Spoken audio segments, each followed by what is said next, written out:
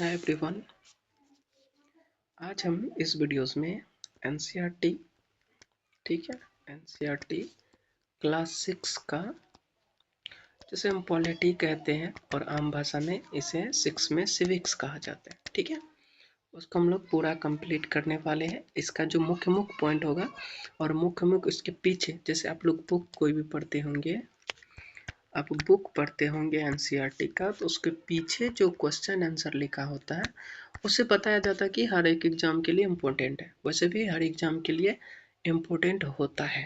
तो हम एनसीईआरटी के जितने भी यह टॉपिक हैं, छोटे छोटे टॉपिक है, विविधता, विविधता में इसमें पूरा यूनिट में हो जाएगा। दूसरा में सरकार के बारे में पढ़ना है, तीसरा में स्थानीय सरकार और प्रशासन के बारे में पढ़ता है, और चौथा यूनिट में आजीविकाएं, मतलब ग्रामीण से क्षेत्र में और शहरी क्षेत्र में किस तरह की जीविकाएं होते हैं, इसके लिए हम लोग पढ़ेंगे। तो क्लास 6 को हम स्टार्ट करने से पहले ये मेरा, आप मान सकते हैं, या तो डेमो वीडियो हो सकता है, ताकि आपको बेहतर होगा, तब सब्सक्राइब करिए, ठीक है।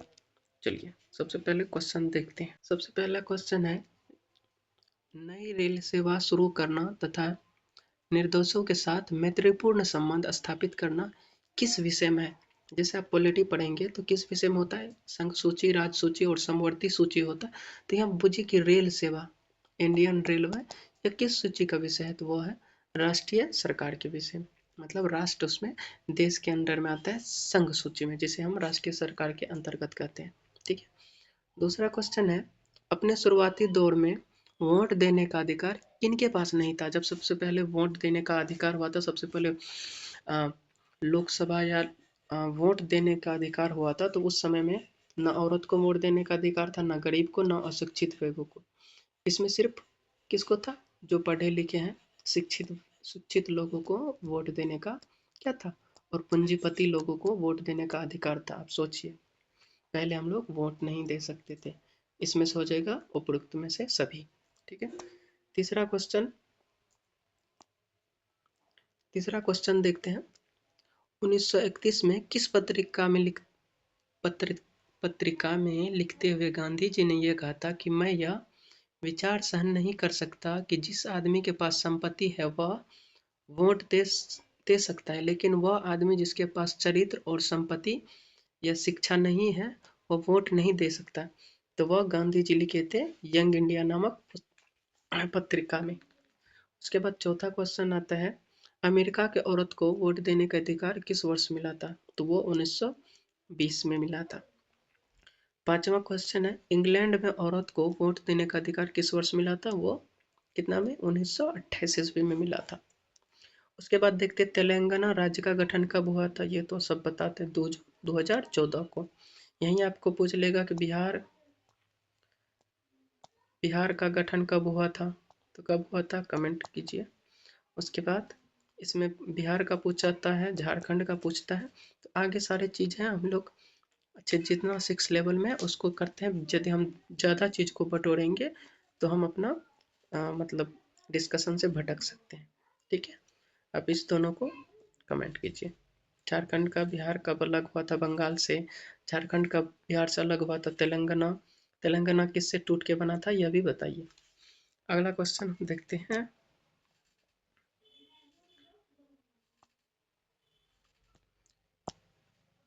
इसके बाद 7 नंबर में आता है, जम्मू कश्मीर राज्य 2 केंद्र शासित प्रदेश जम्मू कश्मीर एवं लद्दाख के रूप में कब अस्तित्व में आया था। यह आया था 31 अक्टूबर 2019 को, ठीक है। और 2019 को एक क्या आया था, बताइए, CAA आया था, उसको लागू किया गया था 2019 में। 8 में क्या है, लोगों को अपने प्रतिनिधित्व का चुनाव किस प्रक्रिया द्वारा किया जाता है, वो होता है प्रत्यक्ष द्वारा। अब चुनाव 2 प्रकार का होता है, एक अप्रत्यक्ष होता है, एक प्रत्यक्ष होता है। अप्रत्यक्ष क्या होता है, आप जानते हैं, जिसमें जिसमें जनता मुख्य रूप से भागीदारी नहीं हो। जैसे आप प्रधानमंत्री चुनते हैं, उसमें अप्रत्यक्ष चुनाव होता है। राष्ट्रपति चुनते हैं, अप्रत्यक्ष चुनाव। प्रत्यक्ष चुनाव वो हो गया जिसमें जनता स्वयं रूप से भागीदारी हो। आगे है 9 नंबर, सफरेज मूवमेंट किससे संबंधित है। सफरेज मूवमेंट है महिला मताधिकार से संबंधित है। महिला को मत का अधिकार देने के लिए सफरेज मूवमेंट चलाया गया था, ऑप्शन बी। उसके बाद भारत कैसा देश है? भारत एक लोकतांत्रिक देश है, फिलहाल अभी लोकतांत्रिक है। लोकतांत्रिक का परिभाषा होता है लोक के द्वारा चुना गया सरकार जो उस पर शासन करता है, जिस यहाँ सब पावर जनता के पास होता है। यह एक भारत लोकतांत्रिक देश है। 11 नंबर, जिस सरकार में राजा रानी का पास निर्णय लेने की शक्ति होती है उसे क्या कहते हैं? उसे राजतंत्रीय सरकार कहते हैं। देखिए, चलिए अगला क्वेश्चन देखते हैं। 12 नंबर, मैं यह विचार सहन नहीं कर सकता कि जिस आदमी के पास संपत्ति हो वह वोट दे सकता है। डैश यह कथन किसने कहा था? ये अब पीछे भी पढ़े थे, महात्मा गांधी ने यंग इंडिया नामक पत्रिका में कहा था, यंग इंडिया। आगे देखते हैं। 13 नंबर क्या है? राजशाही सरकार क्या है? राजशाही क्या है? जहाँ राजा और रानी द्वारा शासित किया जाता है, जैसे इंग्लैंड। हम कह सकते हैं इंग्लैंड में भी राजा रानी का अस्तित्व रहा है वहाँ। उसके बाद हम 14 नंबर क्वेश्चन देखते हैं। सफरेज का अर्थ क्या होता है? सफरेज का अर्थ होता है वोट देने का अधिकार। जैसे सफरेज आंदोलन भी क्यों चलाया गया था? महिला को वोट देने का अधिकार के लिए, ठीक है। 15 नंबर क्या है? अपराध को तर्क की तरह देखा जाता है। अपराध को तर्क की तरह देखा जाता है कब? न्याय में, असमानता में, अपृश्यता में या अन्याय में। अपराध को तर्क की तरह देखा जाता है अपृश्यता में। जैसे आर्टिकल कौन में? अपृश्यता का अंत आर्टिकल 70। चलिए आगे देखते हैं। जब हम सभी लोगों को एक छवि में बांध देते हैं तो उसे क्या कहते हैं? उसे कहते हैं रूढ़िवादी धारणा। रूढ़िवादी धारणा, जब हम किसी व्यक्ति या किसी लोगों को एक छवि में बांध देते हैं वो होता है रूढ़िवादी धारणा, ठीक है। अब रूढ़िवादी धारणा क्या होता है कि जैसे बॉयज और गर्ल्स होता है, सिंपल भाषा में सोचिए, बॉयज और गर्ल्स में जैसे बॉयज का एक कुछ पहले की भावना में आज से कुछ दिन पहले बॉयज ये काम करेगा, गर्ल्स ये काम करेगा।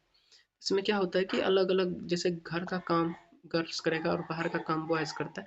यह रूढ़िवादिता था हमारे परिवार के या हमारे समाज में। यह सब अभी कुछ कम हो गया है, कुछ कम देखने को मिला है, ठीक है। उसके बाद हम 17 नंबर क्वेश्चन पर देखते हैं कि भारत के पहले नेता का नाम बताए जिन्हें आधारित भेदभाव का अपना पहला अनुभव साझा हो।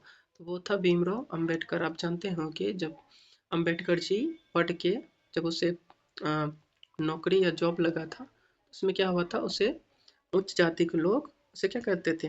अछूत मान के उसे पानी तक नहीं पीने देते। तो इसी कहा जाता है कि भेदभाव का सबसे पहला अनुभव क्यों किया था? भीमराव अंबेडकर ने किया था। 18 नंबर, पूर्वाग्रह या रूढ़िवादिता धारणाओं के आधार पर किया गया व्यवहार को क्या कहलाता है? वह भेदभाव होता है। पूर्वाग्रह वह होता है जो पहले से चला आ रहा है। जैसे पहले कहा जाता था कि किसी को हम हेट नहीं पहुंचाते हैं, या SC ST या जो छोटे कास्ट होते हैं, जो भी जनरल से नीचे होते हैं, उसको भेदभाव होता था। वही पूर्वाग्रह या रूढ़िवादिता धारणा जो आप लोग पढ़े थे कि किस कास्ट के व्यक्ति को यही करना है, किसी कास्ट के व्यक्ति को, सबका अलग अलग काम था और उससे क्या होता था? घृणा। आज भी हो रहा है, आप लोग न्यूज़ देखते होंगे कि किसी मंदिर में छोटे छोटे जाति के व्यक्ति को प्रवेश करना वर्जित होता है। बल्कि यह हमारे संविधान ऐसा कुछ नहीं कहता है। हमें संविधान ताकत देता है कि हम सब एक हैं आज के लिए, ठीक है। तो यह क्या होता है? भेदभाव होता है। हमें भेदभाव नहीं करना चाहिए, नहीं तो आप जेल जा सकते हैं, ठीक है। उसके बाद 19 नंबर में हमारे देश में वोट देने की आयु सीमा क्या है? वो 18 वर्ष है, हर कोई जानता है। 20 में जानते हैं भारत सरकार के कितने स्तर होते हैं? भारत सरकार के 3 स्तर होते हैं आपको। उसके बाद क्या है? भारत के राष्ट्रीय स्तर की सरकार कहाँ पर स्थित होती है? भारत की राष्ट्रीय स्तर की सरकार वो दिल्ली में आती है, ठीक है। अब इस अभिकॉपर पूर्वाग्रह किसे कहते हैं? अभिकॉपर पूर्वाग्रह कैसे होते हैं? ये एक नकारात्मक होते हैं, ठीक है। उसके बाद 23 नंबर क्वेश्चन है, भारत में किए जाने वाले मूल्यों की संख्या कितनी है? भारत में किए जाने वाले मूल्यों की संख्या कितनी है? 100 से अधिक। 24 नंबर क्वेश्चन है, डॉक्टर भीमराव अम्बेडकर ने धर्म परिवर्तन करके कौन सा धर्म अपनाया था? वो था बौद्ध धर्म, ठीक है। आगे 25 में देखते हैं, जब लोगों पूर्वाग्रह या रूढ़िवादिता धारणाओं का अवधारणा पर व्यवहार करते हैं तो उसे क्या कहते हैं? उसे दुर्व्यवहार कहते हैं। ठीक है, पढ़ लीजिए। भारत कब आजाद हुआ था, सबको पता है। चलिए आगे क्वेश्चन देखते हैं। 27 नंबर, भारतीय संविधान का मसौदा किसने तैयार किया था? ये था भीमराव अंबेडकर। डॉक्टर 28 नंबर आते हैं, भीमराव अंबेडकर वकील बनने के लिए कहाँ गए थे? ये गए थे इंग्लैंड। ठीक है।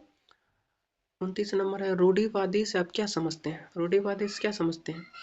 इसका आंसर होगा लोगों की एक छवि में रखना, लोगों को एक छवि में रखना, जैसे किसी छवि, किसी के प्रति किसी का छवि बना लेना कि यह चीज यही करेगा, यह रूढ़िवादिता है। ठीक है।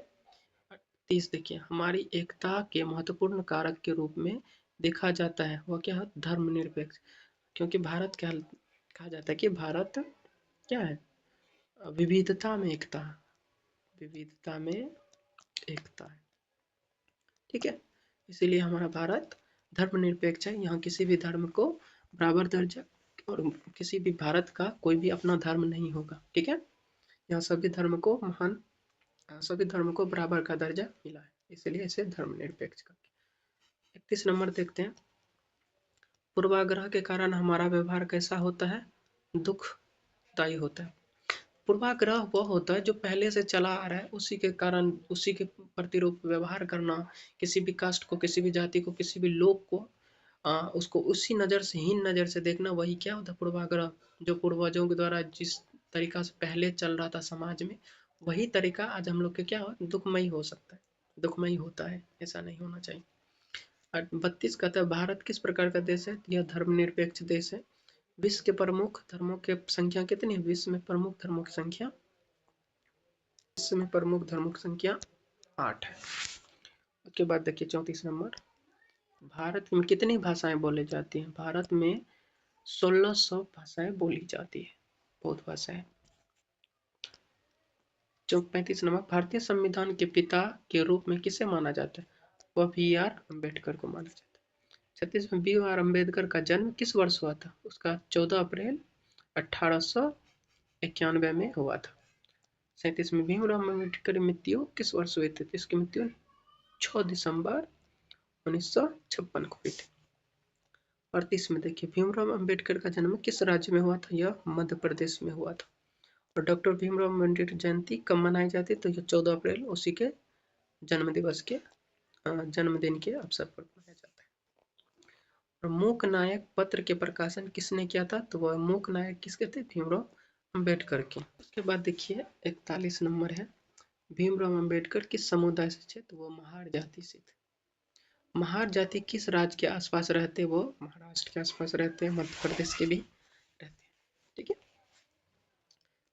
मंदिर प्रवेश आंदोलन किसने शुरू किया था? यह भीमराव अम्बेडकर ने शुरू किया था। बहिष्कृत भारत पत्रिका से संबंधित थे? यह BR अम्बेडकर की पत्रिका थी बहिष्कृत भारत। अब की बार BPSC TRE में पूछा गया था।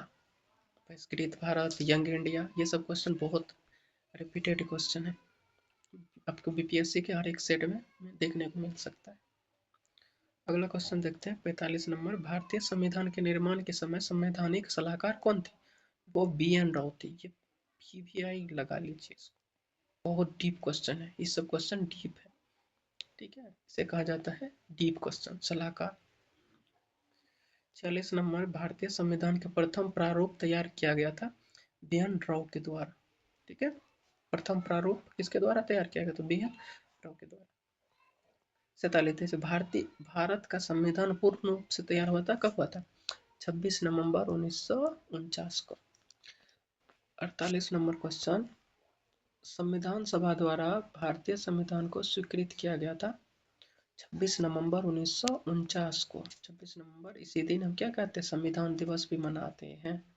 26 नवंबर को संविधान दिवस भी मनाते हैं। ठीक है, और पूर्ण रूप से तैयार हुआ था 26 नवंबर को।